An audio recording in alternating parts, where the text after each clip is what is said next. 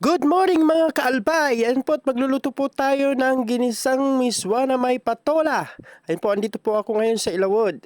Ito po ang patola. Ayan po. Ginisa ko na po yan sa bawang at sibuyas. Ayan, ilagay ko po ng konting tubig. Dadagdagan ko na lang. Ayan. Mabilis lang po lumambot ang patola kaya madali lang po siyang lutuin. Ayan, ilagay ko po ng tubig.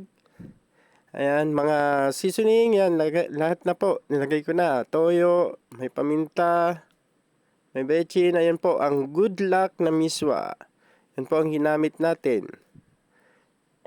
Naglagay na po ako ng toyo dyan, patis. Nilagay ko na rin po ang miswa natin. 2 balot po yan sa isang piraso ng patola. Marami na po makakain yan, mga 6 persons na rin po yan. Good for 6 persons. Ayan po, inantayin po natin magkulo na at matitikman na po natin ang lasa ng miswa.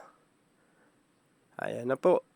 Dinagdagan ko po ng konting tubig dyan kasi umaalsa po ang miswa. Ayan po, mukhang masarap na po ang Yummy. ating niluto. Salamat po.